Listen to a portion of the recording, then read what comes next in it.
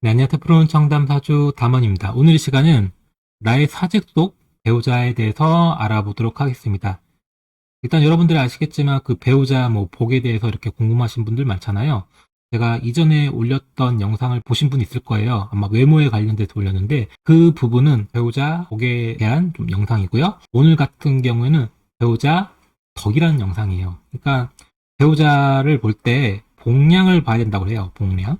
그게 덕이랑 복이랑 나눠서 봐야 합니다. 덕 따로, 복 따로. 그린 다음에 이걸 합쳐서 보셔야지 이제 나의 사주 속의 배우자의 복량이 어떻다. 이렇게 얘기를 할 수가 있습니다.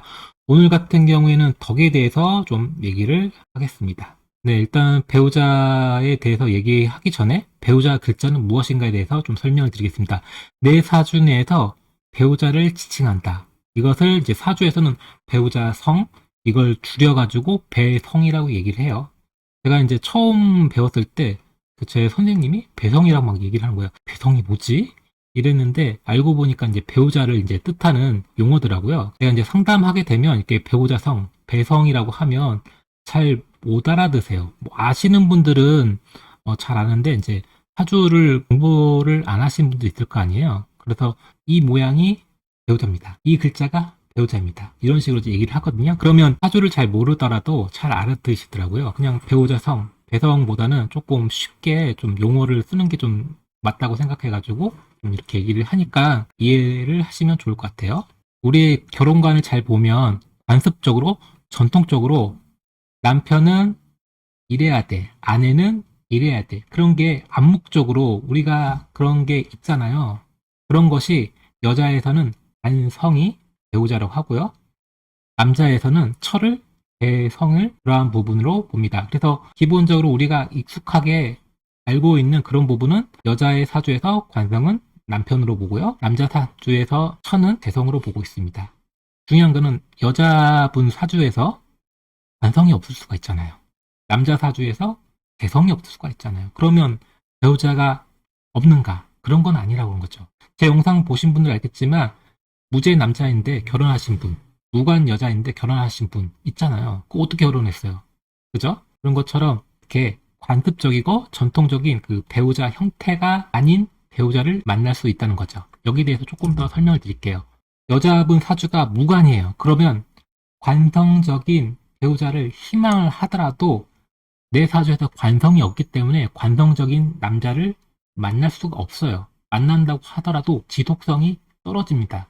그렇기 때문에 여자분 사주에서 배우자 글자를 나타낼 수 있는 글자들이 있어요. 뭐 재성이라든지 식상이라든지 인성이라든지.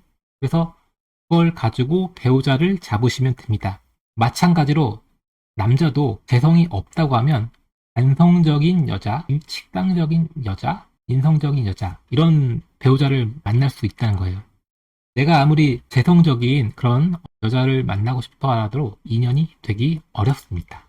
제가 항상 누누이 말하고 싶은 거는 다른 분들, 다른 사람들하고 비교 좀 안 했으면 좋겠어요.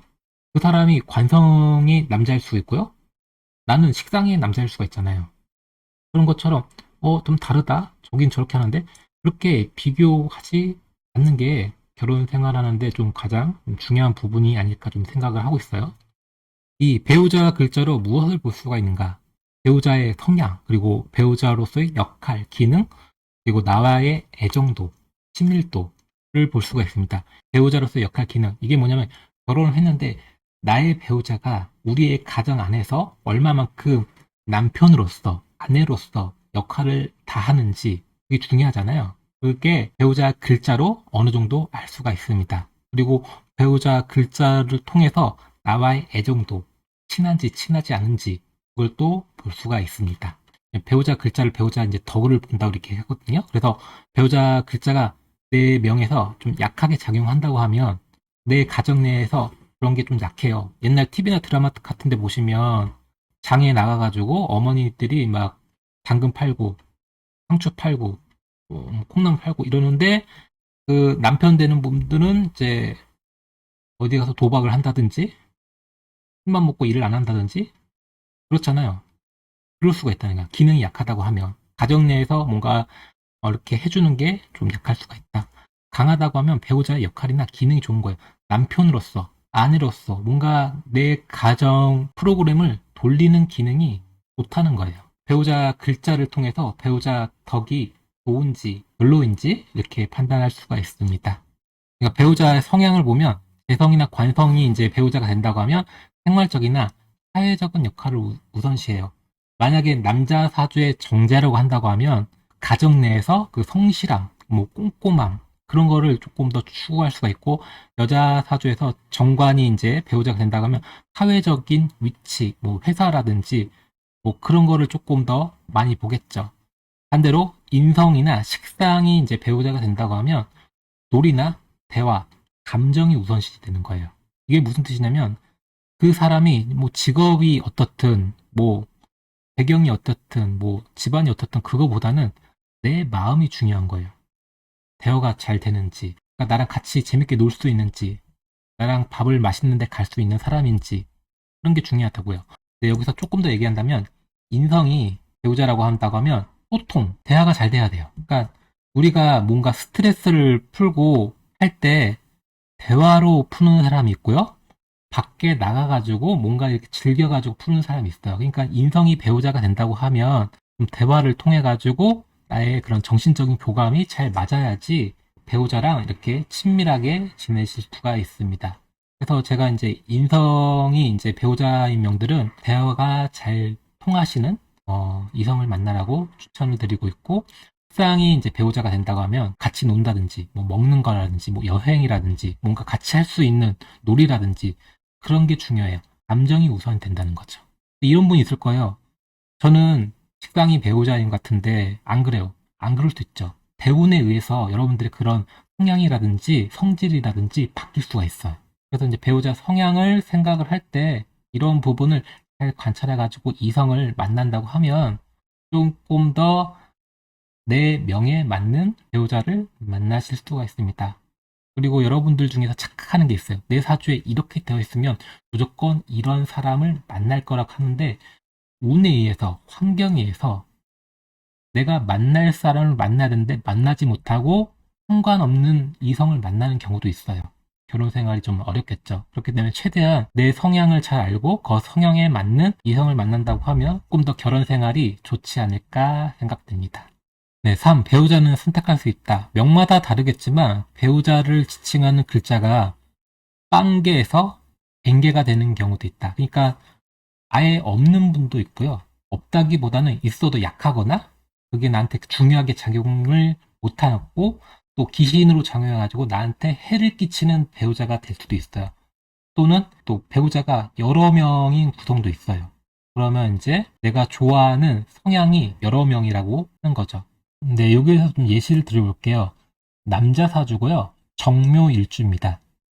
정묘일주고 남자니까 정제가 있죠. 그러면 이게 처가 될 가능성이 높잖아요. 나의 배우자. 여기 잘 보시면 시간에도 정제가 있고 월간에도 정제가 있잖아요. 그러면 이걸 어떻게 해석해야 되나? 처가 한 명이 아니라는 거죠.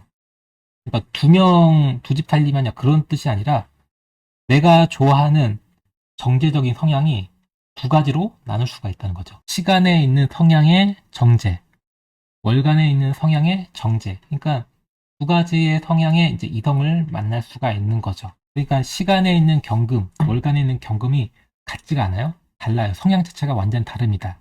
근데 여기서 중요한 건 뭐냐면 정묘일주인데 금이 양옆으로 있어요. 그리고 정화 자체가 힘도 없죠. 그래서 이런 사주 구성이 경금이라는 배우자를 만나게 된다고 하면 시나 월간에 있던 어떤 것든, 그러면 배우자 자체가 내겐 너무나 어려운 배우자가 될 가능성이 있어요. 내가 지금 이 상태에서 정화가 경금을 다루기에는 너무 힘들어요. 그럼 여기서 배우자를 경금을 잡을 게 아니라 시에 있는 술토를 잡으면 어떨까요? 술중 정화니까 약하긴 하더라도 정화를 보호해 줄 수 있는 근거가 되죠. 그리고 일지라는 배우자 궁에서 묘라는 묘술 합이 되죠. 그러면 내 가정궁과 내 배우자가 친하고 친밀하다는 거예요. 원래 관습적인 배우자는 정제가 맞는데 이 사주에서 정제를 만나는 것보다는 시지에 있는 술토를 배우자로 만난다고 하면 더욱 더 결혼 생활이 나을 수도 있다는 거죠. 이것은 뭐다? 선택이에요. 정제 만나도 돼요. 근데 실제로 본다고 하면 이 상관, 술토를 만난다고 하면 훨씬 더 낫죠. 상담을 했을 때 이런 비슷한 분하고 상담을 한 적이 있는데 그분 얘기를 들어보니까 정말로 이제 정제적인 이성을 생각을 해요. 근데 제가 그랬어요. 그분보다는 여기에 있는 시에 있는 분을 좀 만나라. 이렇게 얘기를 한 적이 있거든요. 이건 선택이긴 해요. 근데 이분 만나야지 조금 더 결혼 생활이 안정적이고 편하다. 이런 얘기를 했습니다. 제가 이렇게 얘기를 하더라도 그분이 이제 난 정제 만나겠다. 만나면 되죠. 근데 제가 봤을 때는 이런 부분, 나한테 조금 더 힘이 될 수 있는 그런 글자를 만나는 게 좀 더 도움이 되지 않을까 생각됩니다. 네, 이번에 좀 여자명 가지고 좀 예시를 들어볼게요. 을류일주예요. 예를 들어서 을류일주에서는 그 관습적인 배우자가 정관이겠죠? 을경과 합을 했죠. 근데 일지에 보면 현관이 있죠. 그러면 이게 뭘까요? 네. 그렇게 되면 이제 내가 그 관에 대한 이성이 정관적인 부분하고 편관적인 부분이 나눠질 수가 있습니다. 그래서 정관도 만날 수 있고 편관도 만날 수 있죠. 그 이전에 이 사주에서 금이 굉장히 강한데 이 강한 금을 조절할 수 있는 게 없잖아요.